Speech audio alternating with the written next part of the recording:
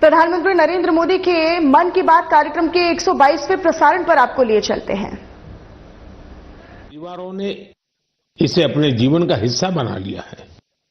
बिहार के कटिहार में, यूपी के कुशीनगर में और भी कई शहरों में उस दौरान जन्म लेने वाले बच्चों का नाम सिंदूर रखा गया है। साथियों, हमारे जवानों ने आतंकी अड्डों को तबाह किया। यह उनका अदम्य साहस था और उसमें शामिल थी भारत में बने हथियारों, उपकरणों और टेक्नोलॉजी की ताकत। उसमें आत्मनिर्भर भारत का संकल्प भी था। हमारे इंजीनियर्स, हमारे तकनीशियन, हर किसी का पसीना इस विजय में शामिल है। इस अभियान के बाद पूरे देश में वोकल फॉर लोकल को लेकर एक नई ऊर्जा दिख रही है। कई बातें मन को छू जाती है। एक माँ बाप ने कहा, अब हम अपने बच्चों के लिए सिर्फ भारत में बने खिलौने ही लेंगे। देशभक्ति की शुरुआत बचपन से होगी। कुछ परिवारों ने शपथ ली है, हम अपनी अगली छुट्टियां देश के किसी खूबसूरत जगह में ही बिताएंगे। कई युवाओं ने मेड इन इंडिया का संकल्प लिया है। वो देश में ही शादी करेंगे। किसी ने ये भी कहा है, अब जो भी गिफ्ट देंगे वह किसी भारतीय शिल्पकार के हाथों से बना होगा। साथियों, यही तो है भारत की असली ताकत। जन मन का जुड़ाव, जन भागीदारी। मैं आप सबसे भी आग्रह करता हूं, आइए इस अवसर पर एक संकल्प लें। हम अपने जीवन में जहां भी संभव हो देश में बनी चीजों को प्राथमिकता देंगे।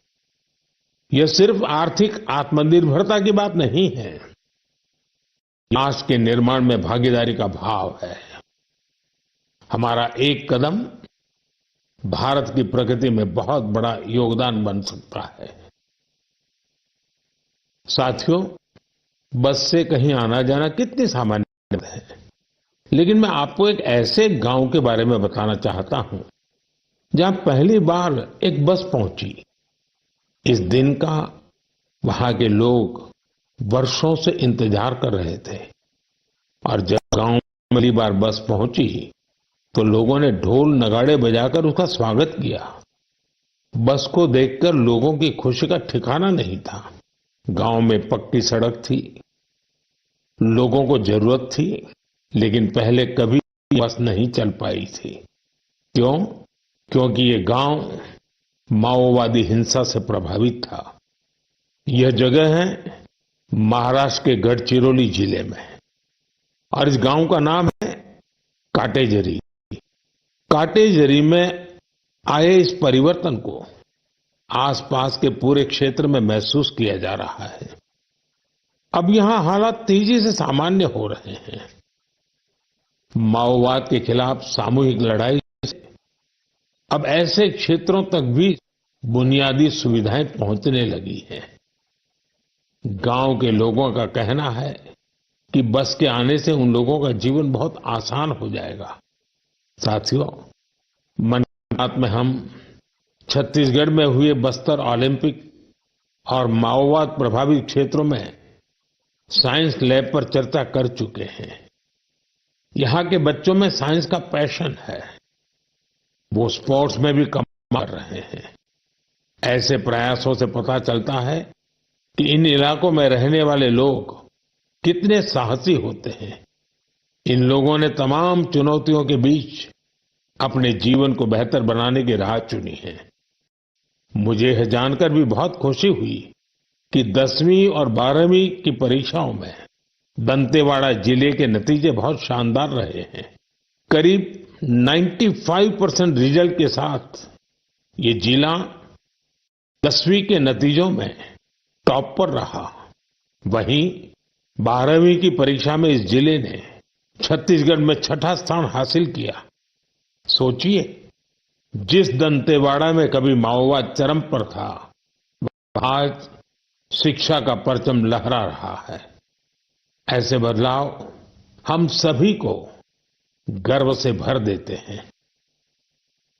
मेरे प्यारे देशवासियों, अब मैं लायंस, शेरों से जुड़ी एक बड़ी अच्छी खबर आपको बताना चाहता हूं। पिछले केवल 5 वर्षों में गुजरात के गीर में शेरों की आबादी 674 से बढ़कर 891 हो गई है। 674 से 891। लायन सेंसस के बाद सामने आई शेरों की ये संख्या बहुत उत्साहित करने वाली है। साथियों, आप में से बहुत से लोग यह जानना चाह रहे होंगे कि आखिर ये एनिमल सेंसस होती कैसे है। ये एक्सरसाइज बहुत ही चुनौतीपूर्ण है। आपको यह जानकर हैरानी होगी कि लायन सेंसस 11 जिलों में 35,000 वर्ग किलोमीटर के दायरे में की गई थी। सेंसस के लिए टीमों ने राउंड द क्लॉक यानी 24 घंटे इन क्षेत्रों की निगरानी की। इस पूरे अभियान में वेरिफिकेशन और क्रॉस वेरिफिकेशन दोनों किए गए। इससे पूरी बारीकी से शेरों की गिनती का काम पूरा हो सका। साथियों, एशियाटिक लायन की आबादी में बढ़ोतरी ये दिखाती है कि जब समाज में ओनरशिप का भाव मजबूत होता है तो कैसे शानदार नतीजे आते हैं। कुछ दशक पहले गीर में हालात बहुत चैलेंजिंग थे, लेकिन वहां के लोगों ने मिलकर बदलाव लाने का बीड़ा उठाया। वहां लेटेस्ट टेक्नोलॉजी के साथ ही ग्लोबल बेस्ट प्रैक्टिसेस को भी अपनाया गया। इसी दौरान गुजरात ऐसा पहला राज्य बना जहां बड़े पैमाने पर फॉरेस्ट ऑफिसर के पद पर महिलाओं की तैनाती की गई। आज हम जो नतीजे देख रहे हैं उसमें इन सभी का योगदान है। वाइल्ड लाइफ प्रोटेक्शन के लिए हमें ऐसे ही हमेशा जागरूक और सतर्क रहना होगा। मेरे प्यारे देशवासियों, 2-3 दिन पहले ही मैं पहली राइजिंग नॉर्थ ईस्ट समिट गया था। उससे पहले हमने नॉर्थ ईस्ट के सामर्थ्य को समर्पित अष्टलक्ष्मी महोत्सव भी मनाया था। नॉर्थ ईस्ट की बात ही कुछ और है। वहां का सामर्थ्य, वहां का टैलेंट बड़ी अद्भुत है। मुझे दिलचस्प कहानी पता चली है क्राफ्टेड फाइबर्स की। क्राफ्टेड फाइबर्स ये सिर्फ एक ब्रांड नहीं, सिक्किम की परंपरा, बुनाई की कला और आज के फैशन की सोच, तीनों का सुंदर संगम है। इसकी शुरुआत की डॉक्टर चेवांग नोरबू भूटिया ने। पैसे से वो वेटरनरी डॉक्टर है और दिल से सिक्किम की संस्कृति के सच्चे ब्रांड एम्बेसडर।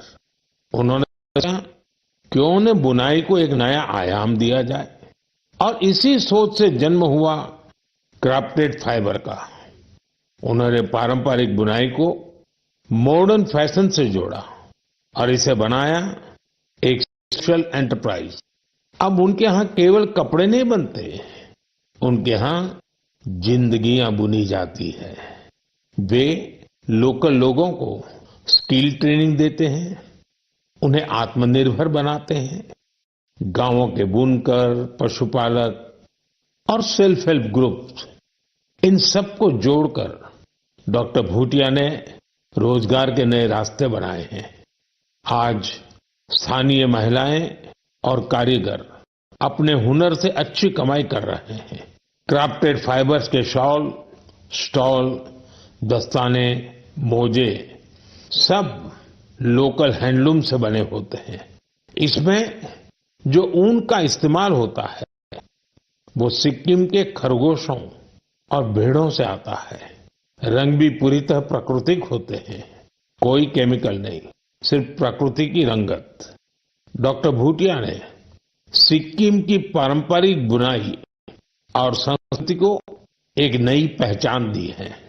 डॉक्टर भूटिया का काम हमें सिखाता है कि जब परंपरा को पैशन से जोड़ा जाए तो वो दुनिया को कितना लुभा सकती है। मेरे प्यारे देशवासियों, आज मैं आपको एक ऐसे शानदार व्यक्ति के बारे में बताना चाहता हूं जो एक कलाकार भी हैं और जीती जागती प्रेरणा भी है।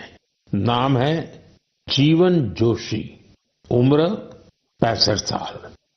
अब सोचिए, जिनके नाम में ही जीवन हो वो कितनी जीवंतता से भरे होंगे। जीवन जी उत्तराखंड के हल्द्वानी में रहते हैं। बचपन में पोलियो ने उनके पैरों की ताकत छीनी थी, लेकिन पोलियो उनके हौसलों को नहीं छीन पाया। उनके चलने की रफ्तार भले ही कुछ धीमी हो गई, लेकिन उनका मन कल्पना की हर उड़ान उड़ता रहा। इसी उड़ान में जीवन जी ने एक अनोखी कला को जन्म दिया। नाम रखा बगेट। इसमें वो चीड़ के पेड़ों से गिरने वाली सूखी छाल से सुंदर कलाकृतियां बनाते हैं। वो छाल जिसे लोग आमतौर पर बेकार समझते हैं, जीवन जी के हाथों में आते ही धरोहर बन जाती है। उनकी हर रचना में उत्तराखंड की मिट्टी की खुशबू होती है। कभी पहाड़ों के लोक वाद्य, तो कभी लगता है जैसे पहाड़ों की आत्मा उस लकड़ी में समा गई हो। जीवन जी का काम सिर्फ कला नहीं, एक साधना है। उन्होंने इस कला में अपना पूरा जीवन समर्पित कर दिया है। जीवन जोशी जैसे कलाकार हमें याद दिलाते हैं कि परिस्थितियां चाहे जैसी भी हो, अगर इरादा मजबूत हो तो नामुमकिन कुछ नहीं। उनका नाम जीवन है और उन्होंने सच में दिखा दिया कि जीवन जीना क्या होता है। मेरे प्यारे देशवासियों, आज कई ऐसी महिलाएं हैं जो खेतों के साथ ही अब आसमान की ऊंचाइयों पर काम कर रही हैं। जी हां, आपने सही सुना। अब गांव की महिलाएं ड्रोन दीदी बनकर ड्रोन उड़ा रही हैं और उससे खेती में नई क्रांति ला रही है। साथियों, तेलंगाना के संगारेड्डी जिले में कुछ समय पहले तक जिन महिलाओं को दूसरों पर निर्भर रहना पड़ता था, आज वे ही महिलाएं ड्रोन से 50 एकड़ जमीन पर दवा के छिड़काव का काम पूरा कर रही है। सुबह 3 घंटे, शाम 2 घंटे और काम निपट गया। धूप की तपन नहीं, जहर जैसे केमिकल्स का खतरा नहीं। साथियों, गांव वालों ने भी इस परिवर्तन को दिल से स्वीकार किया है। अब ये महिलाएं ड्रोन ऑपरेटर नहीं, स्काई वॉरियर्स के नाम से जानी जाती है। ये महिलाएं हमें बता रही हैं, बदलाव तब आता है जब तकनीक और संकल्प एक साथ चलते हैं। मेरे देशवासियों, अंतर्राष्ट्रीय योग दिवस में अब 1 महीने से भी कम समय बचा है। ये अवसर याद दिलाता है कि अगर आप अब भी योग से दूर हैं तो अब योग से जुड़े। योग आपका जीवन जीने का तरीका बदल देगा। साथियों, 21 जून 2015 में योग दिवस की शुरुआत के बाद से ही इसका आकर्षण लगातार बढ़ रहा है। इस बार भी योग दिवस को लेकर दुनिया भर में लोगों का जोश और उत्साह नजर आ रहा है। अलग अलग संस्थान अपनी तैयारियां साझा कर रहे हैं। बीते वर्षों की तस्वीरों ने बहुत प्रेरित किया है। हमने देखा है अलग अलग देशों में किसी लोगों ने योग चेन बनाई, योग रिंग बनाई। तो आप सुन रहे थे 122वां एपिसोड और प्रसारण प्रधानमंत्री नरेंद्र मोदी की खास कार्यक्रम मन की बात का, जिसमें वो तमाम मुद्दों को लेकर बातचीत करते हुए और खासतौर पर सामाजिक कार्य में जो सकारात्मक दिशा में आगे बढ़ रहे हैं उनका भी काम उन्होंने, उनका भी जिक्र किया। आत्मनिर्भर भारत में जो पहल नजर आ रही है उसका भी जिक्र किया। खबरों का